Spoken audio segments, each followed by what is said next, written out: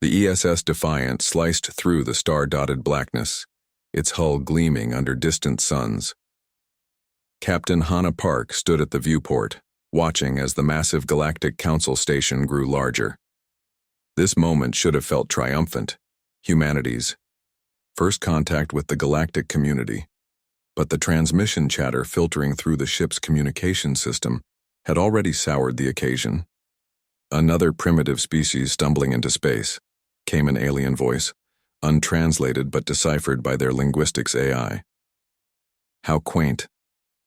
Hannah straightened her uniform jacket and turned to face her bridge crew. 20 faces looked back at her, each showing a mixture of excitement and apprehension. They represented Earth's finest, scientists, soldiers, diplomats chosen to carry humanity's banner to the stars.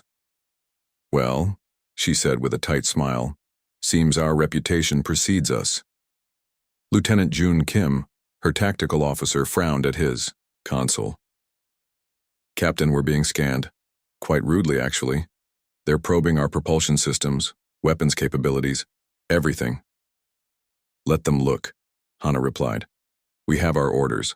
The Defiant docked with surprising ease, the station's automated systems compensating for what the aliens clearly assumed was inferior human technology. As the airlock cycled, Hannah led her small delegation forward.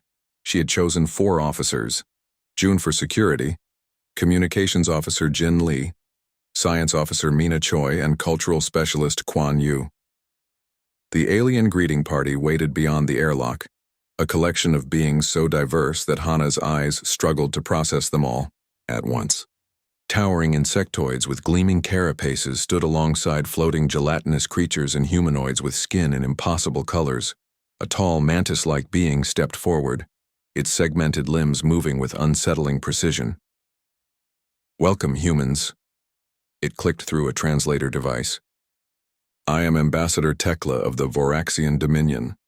How brave of your species to venture so far with such limited technology." Hannah bowed slightly. "Thank you for your welcome, Ambassador. The people of Earth are honored to join the galactic community." A ripple of what could only be laughter moved through the assembled aliens. A blue-skinned humanoid whispered audibly to its neighbor. "They still use chemical rockets to reach orbit on their homeworld. Practically cave people." Quan tensed beside her, but Hannah kept her diplomatic smile fixed firmly in place. "Please follow me." Tekla gestured with a blade-like appendage. "The council awaits your presentation." The human delegation followed, their escorts through soaring corridors filled with technology that made Earth's most advanced systems look like children's toys. Holographic beings passed through solid matter, gravity shifted in designated zones, and beings communicated across impossible distances without visible means. "Try not to touch anything," a small reptilian guide added unnecessarily. "Your species isn't accustomed to, well, much of anything, really." The Galactic Council chamber took Hannah's breath away despite herself. A vast amphitheater housed representatives from what must have been hundreds of species, all seated according to some political hierarchy she couldn't yet grasp. At the center stood a raised platform, obviously meant for presentations.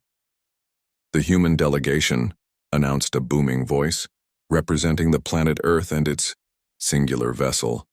Hannah led her team to the platform, feeling the weight of countless alien eyes. The data they had prepared, Earth's history, culture, scientific achievements, began playing on floating screens around them. Ambassador Tekla stepped to a higher platform.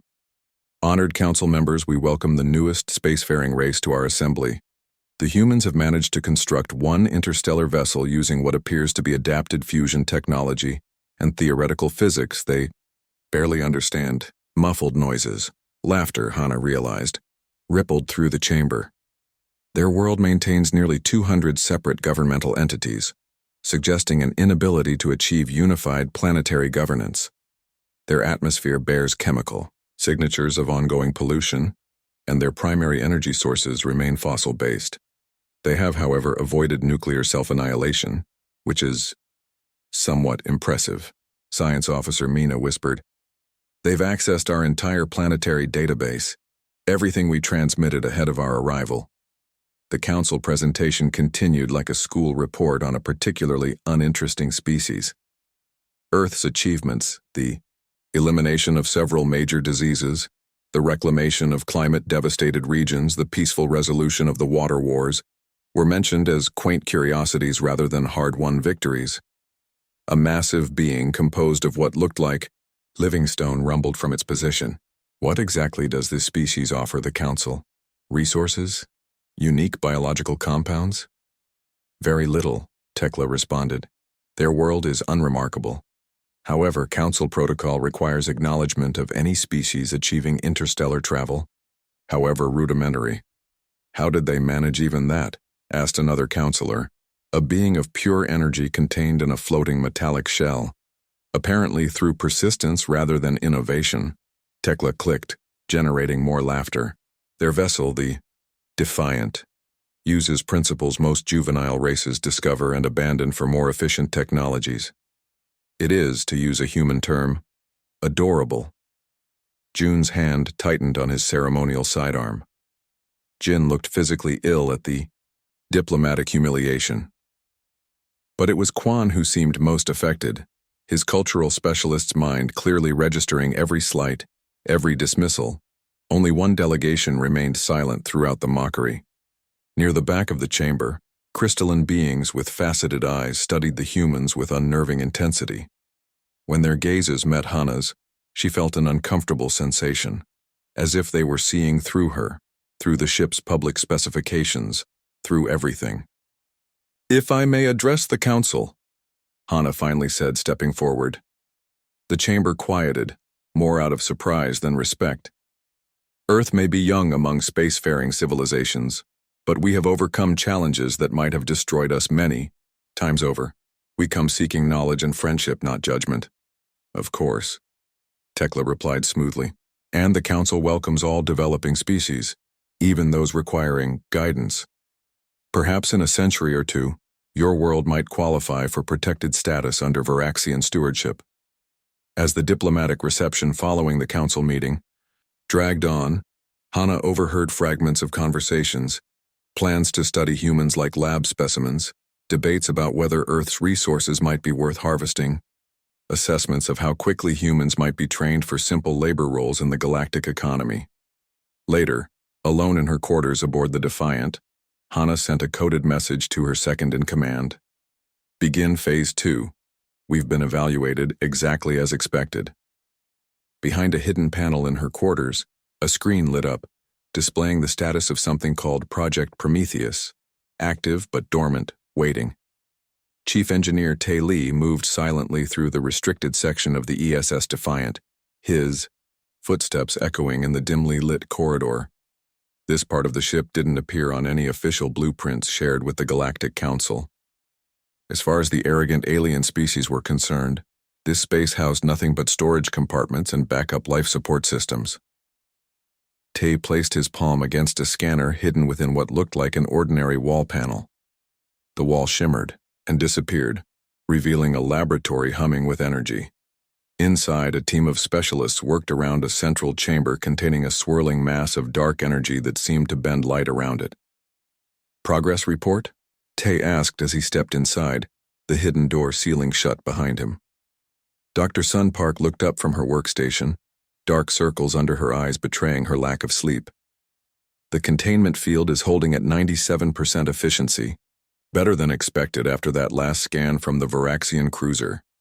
Tae nodded, studying the diagnostic screens. Project Prometheus was humanity's greatest secret, and their only real protection, while the rest of the galaxy saw a primitive ship powered by fusion engines and basic impulse drives. The truth was far more advanced. The Defiant's core technology utilized principles of quantum entanglement and dark energy manipulation that Earth scientists had stumbled upon 50 years ago during a failed experiment.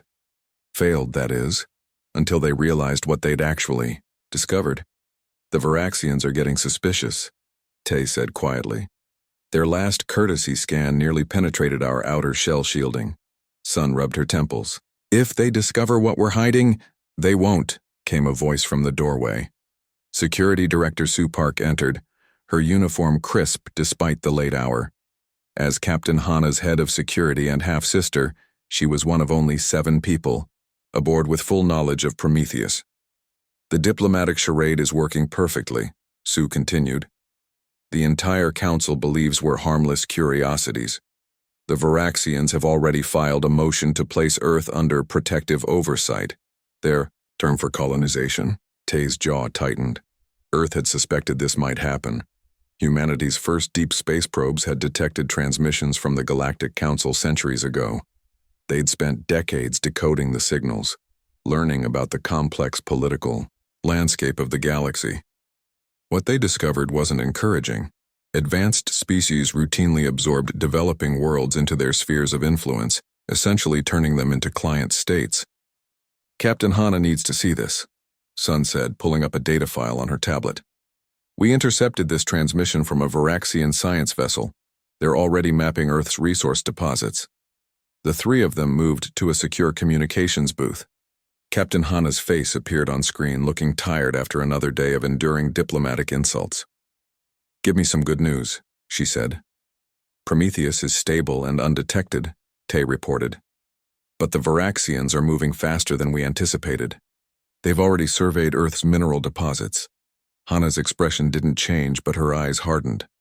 They requested a tour of our engine room tomorrow. Standard protocol, they say. We've prepared the decoy systems, Sue assured her. They'll see exactly what they expect. Outdated technology cobbled together by a species barely capable of interstellar travel. On the command deck, Communications Officer Jin Lee monitored alien transmissions with growing concern. His specialized equipment, disguised as primitive radio receivers, captured and decoded messages that the Varaxians believed were secure. Anything useful? Asked Navigator Mina Choi, bringing him a cup of coffee. Jin nodded, his expression grim. They're not even trying to hide their intentions anymore. Listen to this. He played a translated audio file. The humans will make excellent administrative subjects. Their physical similarity to Centaurian slaves means existing control protocols will require minimal adjustment. Resource extraction can begin within 1 standard cycle after the protection treaty is signed. Mina's hands tightened around her cup. They're talking about us like we're livestock. It's worse, Jin said, pulling up another file. They've already designated population centers for reduction to make room for their settlement hubs. New York, Beijing, Lagos. All marked for clearance. The next morning, a delegation of Varaxian officials boarded the Defiant for their inspection. Captain Hana greeted them with practiced humility, playing the role of a primitive species eager to impress their advanced visitors. We're honored by your interest in our humble vessel, she said, leading them toward the main engineering section, the fake one, created specifically for such inspections. The lead Varaxian inspector, a tall female named Lecta, clicked her mandibles in what might have been amusement. Yes, we're quite curious how such a basic design managed interstellar travel. As they toured the engineering deck, Lecta's team scanned everything, occasionally exchanging knowing looks. The huge fusion reactor at the center of the room impressed them not at all. Such technology was millennia old by their standards. Your containment field is surprisingly stable, Lecta noted, sounding almost disappointed. Thank you, Tay replied, playing the part of an engineer proud of his outdated technology. It took us decades to perfect. While the inspection continued above, deep in the hidden heart of the ship, Project Prometheus pulsed with power, its true nature concealed behind layers of quantum shielding. The real engineering team monitored every scan, adjusting their countermeasures to ensure nothing was detected. Later, in Captain Hana's private briefing room, the senior staff gathered to assess the situation. They bought it, Lieutenant June reported. Their final assessment describes us as remarkably competent for their development stage, but at least 3 centuries from achieving meaningful technological parity. Captain Hana nodded slowly, studying the star chart displaying their position relative to Earth. And their timeline? Accelerated, Jin replied. They're not waiting for diplomatic channels anymore. A Varaxian battle fleet has already been dispatched to Earth. Their mission parameters include pacification if necessary. Cultural Specialist Quan looked up sharply. Pacification? That's military language? They don't think we can stop them, Hana said quietly. And based on what they believe about our capabilities, they're right. She stood and looked at each of her senior officers in turn. These men and women carried the fate of humanity on their shoulders. Every crew member aboard the Defiant had been chosen not just for their skills, but for their ability to maintain the greatest deception in human history. Send encrypted warning to Earth, she ordered. Then plot an intercept course with the Varaxian fleet. If they want to fight, we'll give them one they'll never forget. As the meeting disbanded, Tay returned to the hidden heart of the ship. He placed his hand on the pulsing containment field surrounding Project Prometheus, feeling the strange energy that neither Earth's scientists nor the arrogant Varaxians fully understood. Soon, he whispered to the swirling darkness. Very soon. Red. Alert sirens wailed throughout the Defiant as the ship dropped out of hyperspace. Captain Hana Park gripped the arms of her command chair, her knuckles white. The main view screen showed exactly what their intelligence had warned them about. A.T. Varaxian battle fleet arranged in perfect attack formation. 5 massive dreadnoughts formed the core, surrounded by dozens of smaller but still lethal cruisers and fighters. They were waiting for us, Lieutenant June said, his voice tight as he worked the tactical station. They've blocked our route to Earth. Hana nodded grimly. How many ships? 43 total. Main battle group plus support vessels. June's fingers flew across his console. They've locked weapons on us, Captain. The bridge crew maintained their composure despite the overwhelming odds.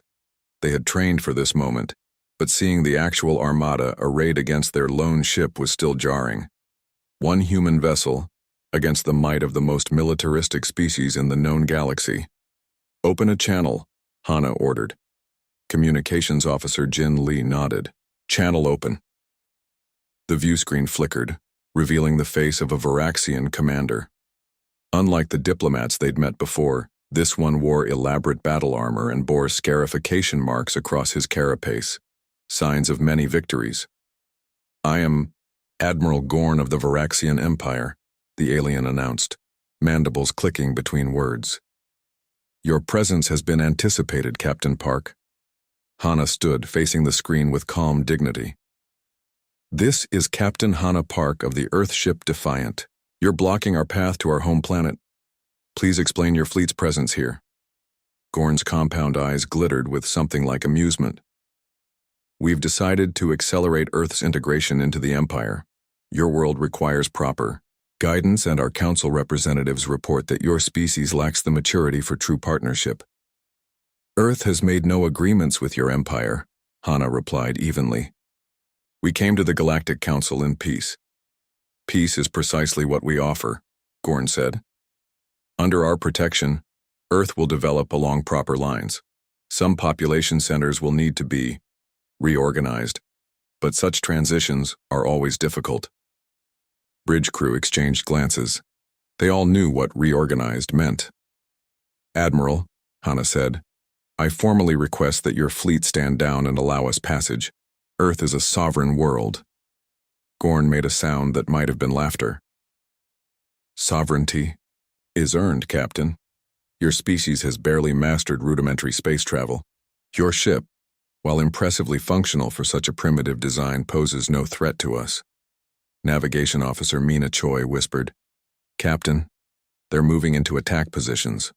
Hana kept her eyes on the screen. Admiral Gorn, I urge you to reconsider. Conflict benefits neither of our peoples. There will be no conflict, Gorn replied dismissively. Only submission. You have 2 options, Captain. You may surrender your vessel now and join us as we bring civilization to your world. Or you may die here, alone in the cold between stars. You have 3 minutes to decide. The screen went dark.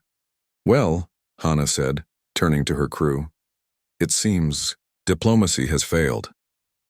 First Officer Dae Yoon stood at her side, his normally calm face tight with tension. We knew it might come to this. The question is whether to activate Prometheus now or attempt conventional defense first. If we reveal our true capabilities immediately, we lose the element of surprise forever, Security Director Su pointed out. The other council races are undoubtedly watching this encounter. Hana nodded slowly. Conventional defenses first. Let them think they're winning until the last possible moment. She tapped her comm badge. Engineering status report. Chief Engineer Tay's voice came through clearly. Standard systems at full capacity, Captain. The other project is ready when you are. Understood. Hana returned to her command chair. Battle stations, ray shields, arm standard weapon systems only. The crew moved with practiced efficiency despite never having faced actual combat.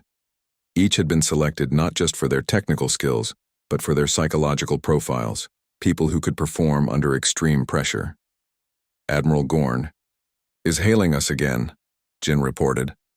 On screen. Gorn's face appeared, mandibles twitching impatiently. Your time has expired, Captain. Your decision? Hana met his gaze steadily. The Defiant will not surrender, Admiral. Neither will Earth. Pity. Gorn didn't sound disappointed at all. Your courage is noted if misplaced. The screen went dark again. They're powering weapons, June reported tensely. Hana settled back in her chair. Evasive maneuvers. Return fire with conventional weapons only. The Defiant banked sharply as the first Varaxian energy beam sliced through space. Their standard shields flared bright blue under the assault, holding, but just barely. Shield efficiency at 70%, reported Ensign Quan from the engineering station. Their weapons are more powerful than our intelligence suggested. The Defiant fired back, photon torpedoes streaking toward the nearest cruiser. They impacted against the Varaxian shields with satisfying explosions, but when the energy dissipated, the enemy vessel appeared completely unharmed. No damage to target, June said grimly. Their shield technology is generations ahead of our conventional systems. Another barrage hit the Defiant, this time from 3 directions simultaneously. The ship shuddered violently, and sparks flew from a console at the rear of the bridge.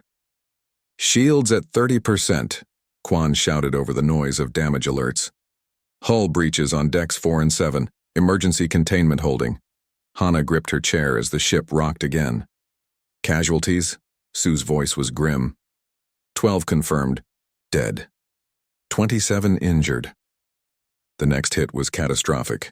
A Varaxian beam cut straight through their weakened shields and sliced along the port side of the vessel. The bridge lights flickered and died, replaced seconds later by dim emergency lighting.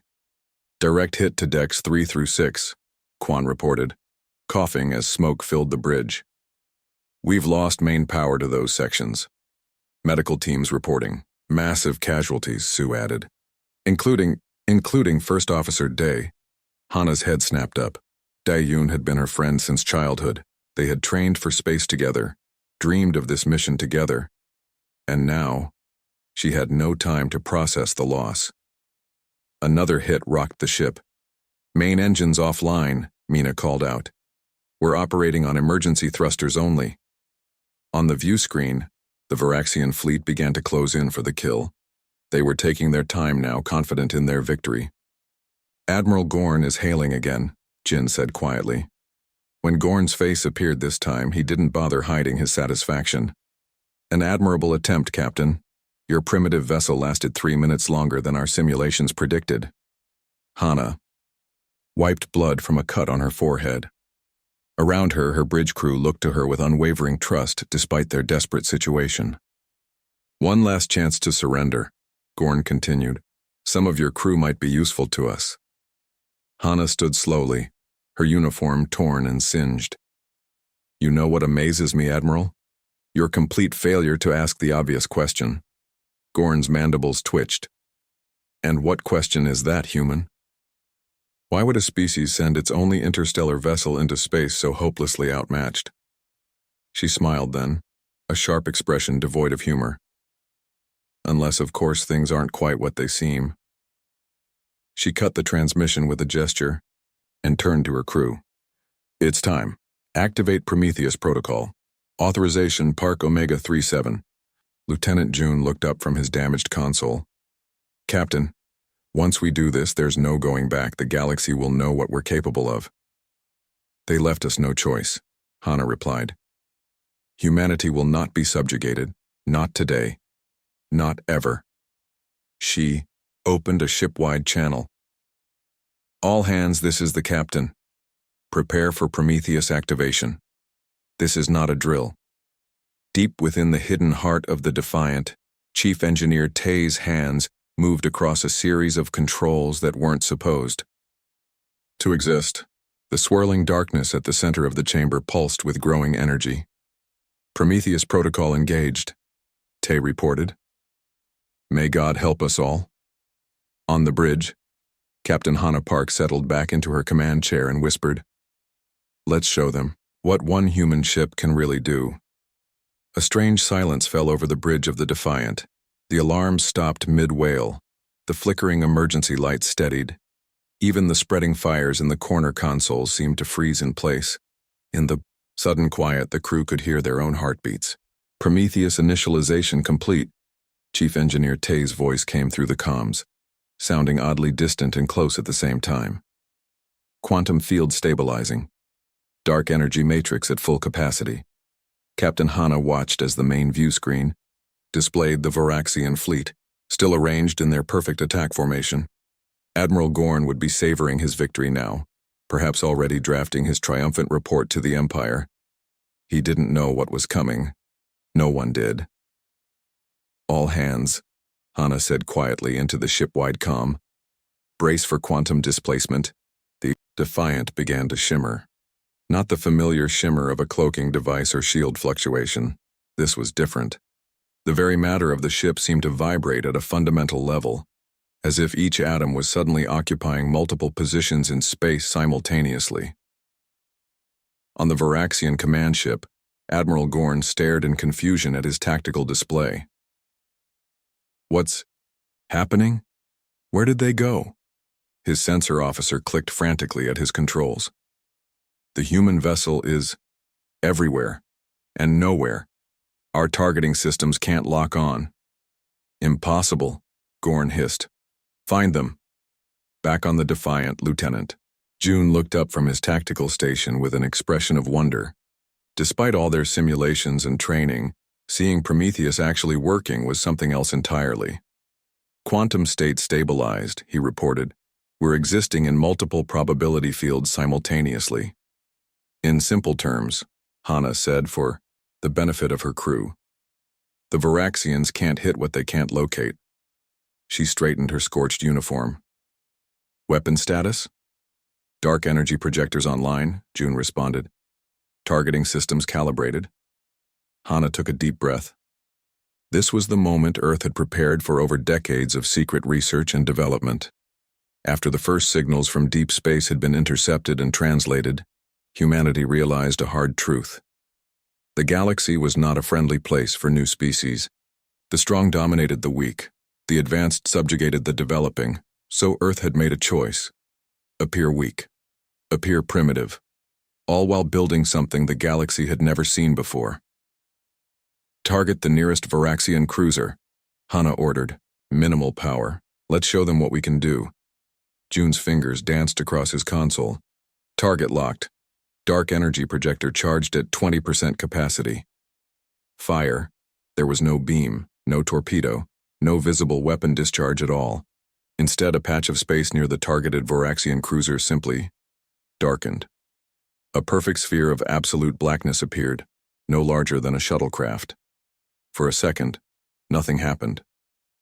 Then the Varaxian ship began to distort. Its hull stretched toward the dark sphere as if pulled by an irresistible force. Metal twisted, energy shields collapsed. The screech of tearing metal carried through space as the massive vessel crumpled like paper, folding inward until the entire cruiser, a ship that could hold 1,000 Varaxian warriors, disappeared into the darkness with barely a flash. The sphere vanished as quickly as it had appeared. On the bridge of the Defiant, the crew stared in stunned silence. They had seen the simulations, but witnessing the actual power of a weaponized dark energy sphere was something else entirely. "By the stars," whispered Mina from her navigation console. The remaining Varaxian ships scattered in panic, formation, forgotten. Their superior weapons fired blindly into space, energy beams passing harmlessly through the multiple quantum shadows of the Defiant. "They're trying to escape," June reported, a hint of satisfaction in his voice. Shall I target another vessel, Captain? Hana studied the tactical display. Target their flagship's engines only. Disable, don't destroy. I want Admiral Gorn alive to carry our message. Another dark sphere appeared, smaller this time, precisely positioned near the massive engines of Gorn's command ship. The effect was surgical. The engines imploded, leaving the vessel intact but powerless. On the Varaxian flagship, chaos reigned. Warning sirens blared as systems failed across the ship. Admiral Gorn gripped his command chair, mandibles clicking rapidly in distress. What kind of weapon is this? He demanded of his science officer. How can one primitive ship do this? The science officer's carapace had paled to a sickly yellow. It's impossible. They're manipulating dark energy and quantum fields in ways our science has barely theorized. This technology is beyond anything in the known galaxy. Gorn stared at the view screen where the Defiant now appeared to exist in 5 places simultaneously, quantum shadows overlapping in a visual display that hurt his compound eyes to look at directly. Send distress signals to the Council, he ordered. We need reinforcements. Communications are down, his officer replied. We're isolated. Meanwhile, the Defiant continued its methodical work. 2 more Varaxian cruisers disappeared into dark energy spheres. A patrol ship that tried to flee was caught in a quantum distortion field that aged its hull materials by 5,000 years, in seconds causing the entire vessel to crumble into dust.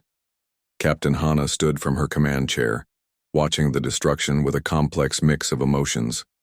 Every life taken weighed on her conscience. But the knowledge of what the Varaxians planned for Earth, the population centers to be reorganized, steeled her resolve. Open a channel to any Varaxian ship still capable of communication, she ordered. Jin worked his console. Channel open, Captain.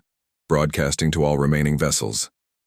Hana straightened, knowing that her next words would define humanity's place in the galaxy for generations to come. This is Captain Hana Park of the Earthship Defiant. You came here expecting to find prey. Instead, you found something else entirely. She paused, letting her words sink in. Humanity is not what you thought we were. The ship you mocked, a deception. The technology you dismissed, a facade. On his crippled flagship, Admiral Gorn watched with mandibles trembling as the human. Captain continued. Your fleet has been decimated by a single Earth vessel, Hana said, her voice calm but carrying unmistakable strength. Consider what would happen if you faced our entire defense fleet. This was another deception. Earth had no such fleet, but the Varaxians wouldn't know that. Withdraw your forces from this sector. Abandon all plans regarding Earth. Tell your empire and the Galactic Council that humanity claims its place among the stars not as subjects, but as equals.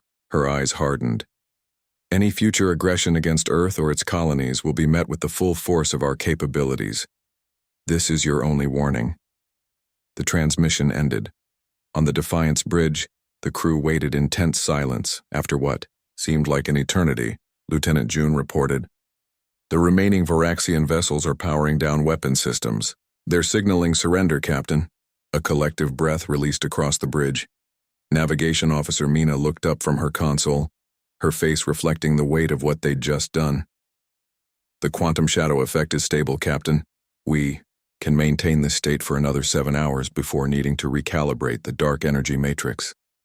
Hana nodded, suddenly feeling the exhaustion of the battle and the heavy responsibility of having unleashed such devastating power.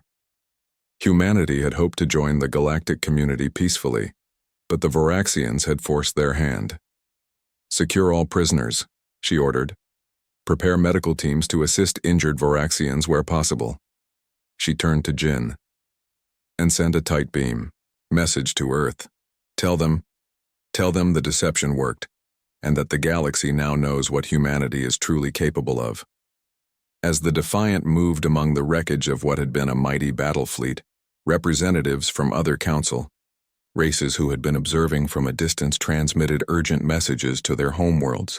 The footage of a single human ship defeating a Varaxian fleet would race across the galaxy at light speed. The message was clear. Humanity was not to be trifled with.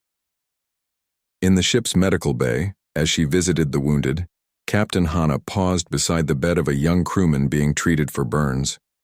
"Was it worth it, Captain?" he asked quietly. "Revealing what we can do?" Hana looked out the viewport at the stars beyond. "They left us no choice. Sometimes to secure peace, you must first demonstrate that you are capable of terrible war." The crewman nodded slowly. "What happens now?" "Now," Hana said, "we return to the Galactic Council, and we rewrite the terms of humanity's introduction to the galaxy." The Galactic Council chamber fell silent as Captain Hana Park entered. No mockery greeted her this time, no dismissive clicks or hums or whispers, just silence, the heavy, expectant quiet of beings who had witnessed the impossible. The Defiant had returned to the Council station under its own power, the damage from the Varaxian attack still visible on its hull. Scorch marks and twisted metal told the story of a battle that should have ended with humanity's defeat. Instead, the ship arrived alone, having left behind the scattered remnants of Admiral Gorn's once mighty fleet. Hana wore her formal uniform, cleaned but not repaired. The tears and burn marks remained, a deliberate choice. Behind her walked Lieutenant June, Security Director Sue, and Chief Engineer Tay. Their faces showed the strain of recent days, but also a quiet confidence that hadn't been there before. The Council Arbiter, a tall being with 6 arms and skin like polished obsidian, spoke first. "Captain Park of Earth, the Council acknowledges your return and the events that have transpired in the Rigel sector." Hana inclined her head slightly. "Thank you, Arbiter. The Varaxian representative wishes to address you directly." The Arbiter continued, gesturing to a figure who rose from the delegation area. This wasn't the arrogant Ambassador Tekla who had mocked humanity before. Instead, a smaller, more subdued Varaxian approached. His carapace bore no battle scars or rank markings. A civilian diplomat, not a warrior. "I am Ambassador Vex," he said, voice missing the harsh clicking that had characterized Tekla's speech. "I bring formal apologies from the Varaxian Empire for the misunderstanding that occurred." Murmurs spread through the chamber.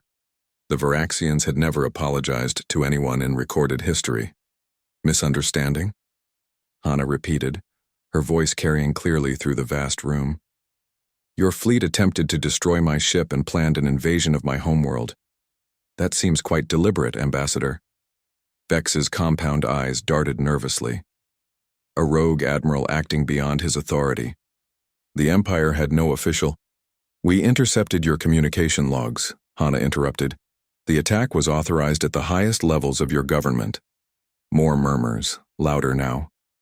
Other species looked between the human delegation and the Varaxian with new interest. The balance of power was shifting before their eyes. "Regardless," Vex continued, mandibles twitching, "the Empire wishes to establish peaceful relations with Earth going forward.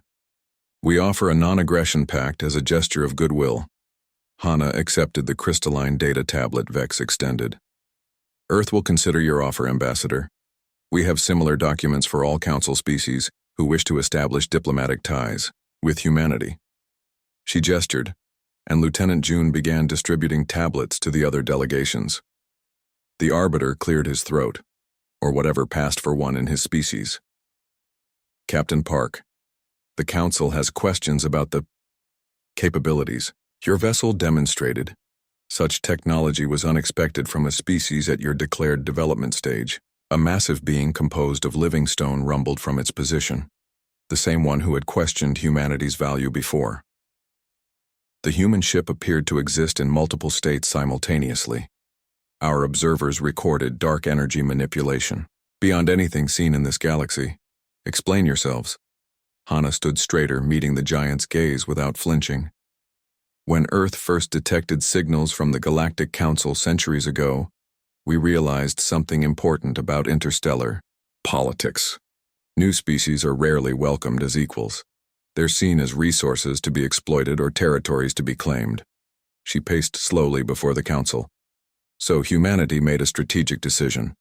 We would appear less advanced than we truly were. We would present ourselves as a young, naive species just achieving spaceflight, while developing technologies in secret that could protect our independence. You deceived the Council, accused a floating gelatinous being. We revealed exactly what we needed to, Hana corrected. No more, no less. The Varaxian response proved our caution was warranted.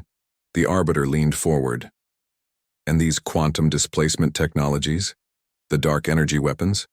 How did Earth develop such advancements without detection? Chief Engineer Tay stepped forward. 50 years ago, an experiment in particle physics went wrong. Or so we thought. A laboratory accident opened a window into quantum mechanics that our scientists hadn't considered possible. Rather than publishing this discovery, Earth's governments classified it. We realized its potential both as an energy source and, if necessary, as a weapon. The council chamber buzzed with conversation now. Species that had ignored the human delegation days before were suddenly fascinated. Earth comes to the galactic community seeking peace and cooperation, Hana continued when the noise subsided. We have no territorial ambitions beyond our solar system. We desire trade, cultural exchange, and mutual defense agreements. And if your terms are rejected, asked a counselor from the back. Hana's expression remained neutral. They won't be. Reasonable species understand that cooperation benefits everyone. Those with other intentions have seen what a single Earth vessel can do when threatened. The political dance continued for hours. Species that had dismissed humanity now sought private audiences. Trade delegations approached with offers of technology exchange. Military representatives requested demonstrations of the Defiant's capabilities. Through it all, Captain Hana maintained her composure, neither gloating over humanity's new respect, nor revealing more than necessary about their true capabilities. Satur. The formal council session ended. Hana and her officers gathered in a private chamber to assess their progress. 17 trade agreements, Sue reported, reviewing her tablet. 23 non-aggression pacts, 5 mutual defense proposals. She looked up with a rare smile. Not bad for a species that was considered primitive last week. June nodded, but his expression remained serious. The Varaxians signed, but they'll be looking for weaknesses. Revenge is part of their cultural identity. Let them look, Tay said, checking the secure feed from the Defiant. Prometheus continues to exceed design parameters. We could have destroyed their entire fleet if necessary. Hana raised her hand for silence as a chime indicated a visitor. The door slid open to reveal one of the crystalline Thalosians, the only species that hadn't mocked humanity during their first appearance. Captain Park. The being communicated without speaking, its thoughts translating directly to their minds. May we speak privately? The others departed discreetly, leaving Hana alone with the alien. Up close, the crystalline structure of its body was mesmerizing like living diamond that shifted and flowed. I am Sentinel Czar of the Thalosian Collective, it introduced itself. We have observed your species with great interest. You were the only ones who didn't dismiss us outright, Hana noted. The crystal being seemed to shimmer with what might have been amusement. We see more deeply than most. Your deception was impressive, but not perfect to those who know what to look for. Hana tensed slightly. And what did you see? A species that achieved in centuries what others required millennia to develop. A people who chose restraint over conquest despite possessing superior technology. The Thalosian moved closer. Do you know why the Varaxians and others expand so aggressively, Captain? Resources? Power? Cultural imperatives? Fear, Czar said simply. Fear of what awaits beyond the galactic rim. The Thalosians have glimpsed it. We believe humanity might help us face it. Hana frowned. I don't understand. You will. The crystalline being extended what served as a hand. The Thalosian Collective offers not just alliance, but partnership.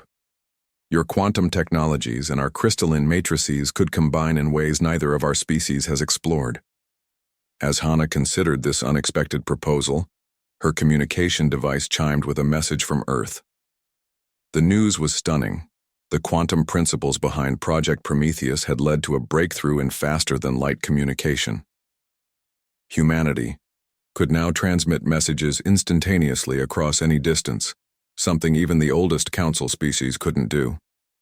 Hana looked up at the Thalosian, a new understanding forming. The galaxy is larger and more complex than we imagined, isn't it? Beyond your comprehension, Zar confirmed. But you learn quickly. That is why we watched. That is why we waited. Later, as the Defiant prepared for its journey home, Captain Hana stood at the viewport in her quarters, watching the massive council station recede into the distance. Earth had entered the galactic stage as a perceived weakling but departed as a respected power. The deception had worked perfectly, yet Zar's words lingered in her mind. Beyond the galactic rim, something that frightened even ancient species like the Varaxians. Her reflection stared back from the viewport glass, tired but determined. Humanity had faced its first interstellar crisis and emerged stronger. Whatever challenges waited beyond the stars, they would face those too. The Defiant jumped to quantum drive, disappearing in a shimmer of probability fields, leaving behind a galaxy forever changed by humanity's arrival.